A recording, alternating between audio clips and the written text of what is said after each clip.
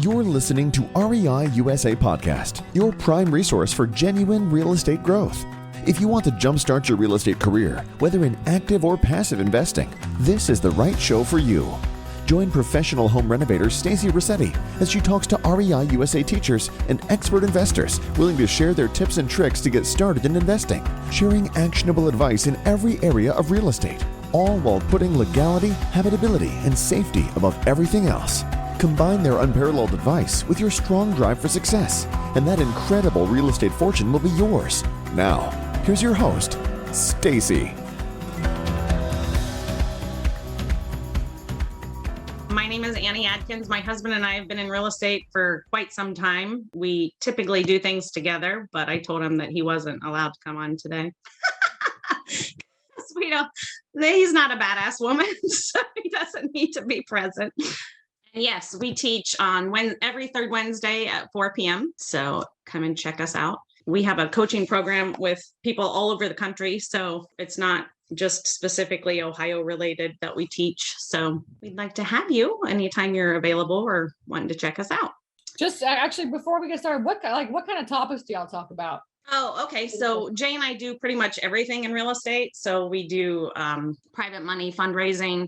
We do coaching for real estate and life. We've written a book. We do fix and flips. We have 50 rentals in our portfolio. We do or have done vacation rentals. We just got rid of most of those, and we're looking for some more actually now. But we used to do vacation rentals for 8 or 9 years. We do fix and flips. Like I said, we do buy, rehab, and rent. We do owner financing deals. We talk about literally anything and everything. We do Q&As sometimes, just if anybody has deals that they have issues with, we can go over stuff like that too. So yeah, just a little bit of everything sprinkled in there. Okay, awesome. Thank you. Absolutely. So like I said, we've been in real estate for 20 years as of last year, which is crazy to me, but I didn't think that was even possible for me to be an adult for that long already. We've done over 500 deals total, and we have taught numerous students. Right now we have 14 to do the same thing we do across the country, whether it's in Ohio, whether it's in St. Louis, Missouri, whether it's in Birmingham, Alabama, it doesn't really matter. And like I said before, we do all things real estate. And our primary focus is Central Ohio for now, but I do have a countdown on my phone and have had it for quite some time that we will be moving to Florida in 2.5 years when our youngest is old enough to go out and venture out on her own. So, and the reason that we have chosen to really reach out and teach a bunch of people what we do is because in 2005, we had our own personal house and we had about 6 rentals and we lost everything to foreclosure. We had really no idea what a short sale was at that point in time. You know, foreclosures weren't really happening until 2007, 2008. So we had nowhere to go to kind of learn anything about what was happening or how to stop things. So we don't want people to be in the same position that we were back then. So we really kind of focused our attention on helping develop a real estate business for people, helping sellers get out of difficult situations, whatever the case may be. So that is our passion and why we do what we do. So I'm going to talk today about owner finance deals and what they are and how we find them and all of the things. So what they are, they're also called like seller financing deals or subject to deals or, taking over payments for equity or whatever lingo you use, that they all basically mean the same thing. And basically you're going to talk to a seller and figure out what the best option is for them and for their situation, and then kind of figure out what fits best for both you and for them. So the first topic is how we find them, right? So we use Zillow. We check out all of the for rent or for sale by owner listings and just kind of reach out to them either by direct mail, a phone call, an email, finding them on Facebook and direct messaging them, all kinds of different ways to reach out to sellers. We use real estate agents and talk to them about how many listings they have that are over 30 days old. Those properties just don't seem to be moving for whatever reason on the MLS. So maybe we can reach out to those sellers and offer them a different option. We use Craigslist a lot, which sounds crazy in 2022 to say this, but it definitely works. Craigslist, again, we look for the for rent people and for the sale by owner people. We use Facebook groups a lot, and we go in and post regularly, looking for a house this week or looking to buy 3 or 4 houses in the next month or so. So how can we help you out of a situation or somebody that you know? And then referrals. We've been in business for, like I said, 20 years, and we've talked to a lot of different people in a lot of different scenarios and settings, and just, what we do, how we help people. We do a lot of Facebook Lives and Facebook videos of sellers that we've worked with, and properties that we've taken over in different ways. So the more you talk about what you do, the more people know what you do, obviously, and therefore the referrals start coming in. And the longer you're in the business, the better the referrals get as far as more often and frequency. We use bandit signs. So for those of you that don't know bandit signs or what they are, this right here over in the corner, the image that I have there is a bandit sign. It says, sell me your house, or we buy houses, or distressed sellers wanted, or any of those things. You kind of work with them and tweak your message, similarly to the direct mail that Karen was talking about earlier. Tweak your message. We use call capture phone numbers on different things. So for instance, we would put a phone number on one of our bandit signs that says in our system, in our tracking system, that this is a bandit sign. And we may use a different phone number for a Facebook post.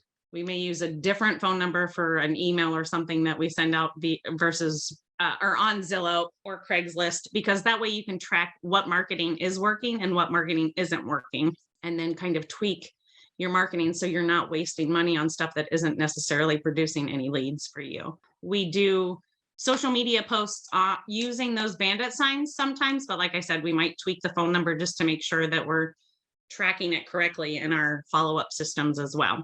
We do use direct mail. We've used direct mail for many, many, many years.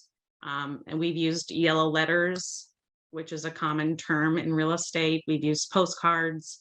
We've actually used greeting cards sometimes too, especially when we're reaching out to probate leads or something like that, because like I said, we do it all in real estate. So the next topic I'm going to talk about is what we actually say to the sellers that we do reach. So with our marketing, we, as Karen mentioned, you do multiple touches and you reach out multiple times, multiple different ways, even if you would like and have the money to do so. A lot of our stuff that we currently use are free, like reaching out to people on social media, reaching out to people via Craigslist or Zillow, and talking to agents. That doesn't necessarily cost you any amount of money. And we always use those techniques as well as buying lists and doing direct mails. So, it's 6 of one, half a dozen of the other. It just depends on if you have any money to put into your marketing campaigns or if you have time. And that's what we teach as real estate investors to our students too. So, if you have 5 to 10 hours a week because you work a full-time job, then you don't really have the extra money necessarily to put into direct mail, but there are ways of finding deals that way. Or if you don't necessarily have the time, but you have the money, then you can put money into your marketing and you can hire VAs, virtual assistants, or part-time assistant locally to you to help weed through and send out marketing and weed through the lists. And because we also take our lists and scrub them and skip trace them so that we get phone numbers and emails and things like that. And all of this can be done for free, or all of this can be done for you. It doesn't really matter. Again, it depends on the amount of time you have and the amount of money that you have to focus on your real estate business. So we reach out to the sellers once we get those hot leads and say, would you consider taking payments for a bit before we buy it outright from you? A lot of people have a number in their head that they want for their property, right? And then they also have like a bottom line of what they need to get out of their property. So sometimes sellers don't necessarily fixate on the fact that they have to sell now, especially if it's a property that's been on the MLS for 30 days or more. So we just talk to them a little bit and figure out their situation, find out what they need versus what they want, find out their timeline, find out their pain points, right? So is it a situation where they're on the verge of foreclosure? Is it a situation where they just are tired of dealing with it? We actually bought a property a couple of years ago now for $10. Yes, I have the check to prove it. It was for $10, but the seller was just distraught. It was a rental property for her and her husband. Her husband had passed away unexpectedly. She had just had a horrible tenant and she had dumped a bunch of money into rehabbing it and just did not want to deal with it anymore. She was a local teacher and she just was done. She said she was ready to just give it to the bank, but she didn't even care at this point because it was just so stressful for her. So we said, you know what? We will help you. We will take over the payments for you if you still have your mortgage, which she did. And then we put it in a land trust. And I'll talk about that in a little bit. And, we were 99% owners. She was 1% owner. We took over the headache as far as she was concerned. And we put a tenant buyer in there and profited really well. And we just actually paid that house off for her. So she's super excited. I can give you more for your house if you be the bank for a little bit. So like I said, there are some people that have this number in their head that they want for their property, but then they have a bottom line too. So if you kind of figure those two things out and then say, you know what, I can give you top dollar, but I'm going to have you hold the loan for a little bit for me. And you just have to build the relationship with the seller, make sure that you're upfront with them, because we always say we will give you top dollar because we plan on profiting from this as well. So, why not both of us make some money? I can pay you for what you want if you would consider taking payments for your equity. So again, if they have a mortgage, we just take over the mortgage payment. And if they don't have a mortgage and it's paid in full, then we offer them a monthly payment or a yearly payment divided into monthly payments so that yearly number sticks in their head, or, the cash flow from that property is something that entices them. We also say that we'll take over payments and be responsible for all repairs and anything that comes up, which is totally true. We do this with all of our creative financing deals. We take over the payments or we take over the ownership of the property. We're responsible for all the repairs. We put an insurance policy on it. We are fully owners as far as everything else is concerned. If there's holding costs, we cover them. If we need to put utilities on, they're in our names and we take all responsibility. We always try to improve the property from the time that we get it till the time that we sell it to either a tenant buyer or an outright buyer. So it always increases the value. We also try to find a tenant buyer that would do the same, right? Because you don't want somebody to come in there and tear stuff up, because then it's just like a regular rental. You just eat your profits up consistently into fixing things up. So, and we always make sure that they understand that you won't have to worry about anything concerning the house. It will be our responsibility. If it's full of stuff and you don't want to mess with it, leave whatever you don't want there and we'll take care of it. We're trying to make things as easy as possible for the sellers. So what do we do to close the deals? We try to make the sellers comfortable as possible. Like I said, you have to build a relationship with them so that they feel comfortable in talking to you about what their wants and needs are in the situation and how we could best possibly help them get out of the situation and help them have a better, relaxing experience than what they've had before. We have a title search done with a title company to make sure that there are no liens on the property that we're unaware of. We check with local utility companies because here in Ohio, the water bill goes with the property. So if they've had a tenant in there and they've never paid a water bill and there's an $800 or $900 water bill, you have to take that into consideration when you are thinking about how much you're going to offer them, whether it's an outright takeover or payments for equity or whatever the case may be. You have to make sure that you have your bottom dollar as to what you need out of pocket. We do an inspection. Now, Jay is a licensed contractor here in the state of Ohio, so he has done our inspections for many, many, many years. But, it's not that difficult to find a home inspector to come in and inspect for you to make sure that, things are good. Make sure that you personally are checking the mechanicals of the house. If you don't know if something is good or not, get an electrician to check it, or get a home inspector to check it, or have an HVAC guy come in and service the furnace and air conditioner to make sure that everything is working properly. We review the mortgage if there is a mortgage on the property. And we talk about, if your mortgage is called due by the loan company, then this is what we would do. We would put it in a land trust and it stays in your name and you are part owner until that land trust is dissolved and the house is sold. So we set up a land trust, which basically is similar to a land contract. It's not the same thing, but it's similar. And like I said, we're 99% owners. The seller is 1% owner. And then we record that at the recorder's office so that it is proof that Jay and myself are owner of record. And we get a new insurance policy set up with us as owners and the seller as a lost payee. So if anything happens to the house, then we are both covered and the mortgage still gets paid off if there's one in place and everything is good to go. We did have an insurance claim on one of our properties that we had this set up in a land trust. So it gets a little tricky if you don't continue the relationship with the seller because the seller gets cut the check. So you have to figure out how that's going to work.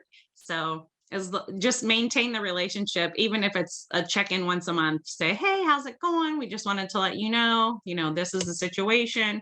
Just maintain a relationship with the seller until the mortgage is paid off if they have one, or until they are paid off if they're doing equity payments. I saw somebody raise their hand. I don't want to ignore them, but I'm going to have time for questions and answers when this presentation is finished. Once we close the deal, we mark it for a tenant or a tenant buyer. And it honestly depends on what you want to do with the property itself. We've purchased single family homes this way that we've kept in our rental portfolio. And then we've purchased single family homes this way that we have no intentions of keeping long term. And it's just different. We actually, every property that's a single family home, we market for a tenant or a tenant buyer so that we can really offer first-time home buyers that are not quite ready to purchase an opportunity to have a house that's their own that they can put equity into as well by fixing it up and doing some sweat equity is what we call it. And then we do an application process so that they are filling out applications. We do not necessarily background checks, but we verify income, we ask for references, all of that. So it's very much on the up and up and everybody is fully aware of what's going on. And we do have a process of screening those tenants. So we check for any kind of foreclosures on their credit or on their record, any kind of record of about at all, whether it's legal or we don't do a credit check, but we make sure that their income is right and that they don't have any derogatory marks of, like I said, an eviction or a lawsuit or a lien of any kind on anything. We do have them consult with a mortgage lender and then figure out where their credit falls depending on how many people are in the house and how their job fits with that and what they need to work on in order to get to a place where they can buy outright. And then we get a pre-approval letter or a letter of explanation from that mortgage lender as well to put in their file. We do lease option agreements. So it's a lease, but with an option to buy for tenant buyers. So they are saying, yes, we agree to pay, for instance, $895 a month or $1,200 a month, depending on the house. And in 2 years, we will also have the right to purchase the house at a set price. And we typically set the purchase price on the high end of what the comps are because it's going, in theory, we all hope that the real estate market continues to increase in value and not decrease. But we can adjust that at the 2-year mark or however long we set the agreement for. And typically the length of the lease option agreement is set based on what the mortgage lender consultation and letter says. And then we walk through those houses with the tenant and, they walk through and we have a checklist as to what is the condition of the house, what's in the house appliance wise or not, because we don't always supply appliances for lease option properties, but most of the time we do, and we both agree, okay, this is what the condition of the house is, and this is the condition that needs to continue to be in. And if you move out, then, we do a walk-through move out process too. Can't seem to talk today. Sorry about that, guys. One of the first things that we do and really kind of make sure that we know what's going on and what we are after as far as our business is concerned is to create a vision. So what do you want? What do you want your business to look like? What do you want your life to look like? We always talk a lot about vision because that's one of our driving forces. A lot of people spend more time planning their wedding and their funeral than they do their life. So we really take time to teach this to our students and do this with our family. Even our kids have a vision for their life. Jay and I have a vision for our life. And then that kind of bleeds into what our vision for our businesses are. And yeah, we have several businesses too, because I have LLCs set up for each thing that we do. So, really kind of lay out what you're after, because what you're after ultimately determines how many deals that you need to do and how much marketing you need to do and how hard you have to work, right? So if you figure out what you want in your life and put a price tag on all of the things, then you can figure out exactly how much money you need to make on a yearly and monthly basis, to then figure out how many deals you need to make in order for that money to come in order for your vision to happen. And then we set an action plan based on those numbers. And creating a follow-up system, which is what Karen talked about in marketing too. We have a follow-up system for this too, because no doesn't mean no necessarily. It just means not right now. So it could be that they change their mind in 3 months. It could be that they change their mind in a week. It could be that they change their mind in a year. We continue to follow up with those people. Typically after about 9 months, we just kind of let it be until they reach back out to us. But we always kind of send them some emails or text messages or whatever, just to say, hey, we're still here. We haven't forgotten about you. And you can do that with spreadsheets. You can do that with a notebook. You can do that with online software and tools like Freedom Soft or REI Black Book or REI Blue. There's many, many, many CRMs and follow-up systems that you can create yourself or find online. We set up a team, and I don't mean that people that work for you. I mean, obviously that's part of your team as well. If you want to build this, not ginormous, but potentially ginormous real estate business. I'm talking about setting up a team of agents that you talk to about leads that they have on the market for longer than 30 days. Direct mail people like Karen and other people across the country to pull lists and even set up your marketing itself, what works best and what doesn't. A title company agent or a title agent, I guess, to do all of your title work. We always close everything through a title company because that's how we close things here in Ohio. I know lots of places have attorneys too, but it just makes the seller feel more comfortable about the situation and that everything is on the up and up. When you have an attorney that looks over all of your documents, when you have a title company that closes all of your deals, when you work with other people in the real estate realm to create your team of people that your go-to, your go-to people for marketing, your go-to people for list pulling, your go-to people for title work. So just reach out and network and, take the time to set up those relationships so that everybody feels more comfortable about what they're doing. Know what your market allows, because there are a lot of places where wholesaling in particular, which is another realm of real estate that we deal with, some people allow things with wholesaling, some people don't. And it's state determined. It's not just people that allow it, but there are some title companies that don't allow certain things as well. So you just need to know what your market allows and what you're allowed to do legally to help people get out of situations that they're in. And just, know what you need to do and what you're going to do and how to do it, and then get to work.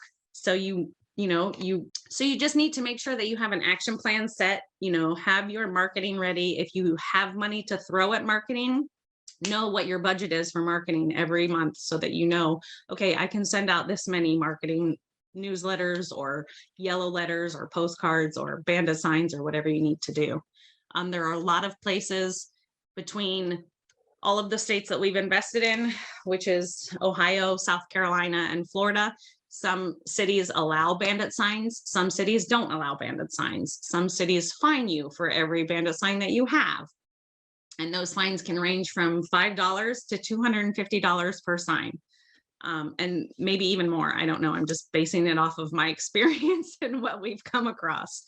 Some places allow you to put bandit signs out on a Friday night and not worry about them until Monday morning. Some places you can put them out all over the place. It just depends. So you really need to make sure that you're, researching your market, researching your area, making sure that you know what you can and cannot do and what you can and cannot get away with, because we're not breaking any laws, but we stretch some ordinances, I guess, with putting them out on Friday night and picking them up on Monday morning kind of thing with our marketing tools. It's not that we would get in trouble. We would probably get a warning if they even saw them, or they would just pull them and put them in the trash. So you need to have that in mind when you're setting up a marketing budget too. So you could potentially lose 20 signs. So do you have the money to replace those? Or do you need to go after the Craigslist leads and the networking leads by working with agents? So you just got to kind of fine tune what you want versus what you need, and then figure that out, right? How to get to where you are and where you want to be and how much money that's going to take. And again, it all comes down to what you have time for and what you have money for. And if you want to invest in your business with either one, you can hire all of this stuff done for you, virtual assistants or local assistants. There are lots of times where we start teams with stay-at-home moms that just want to get out of the house for 3 or 4 hours a week, that we have them put bandit signs out or start marketing with us and for meetings with agents and stuff.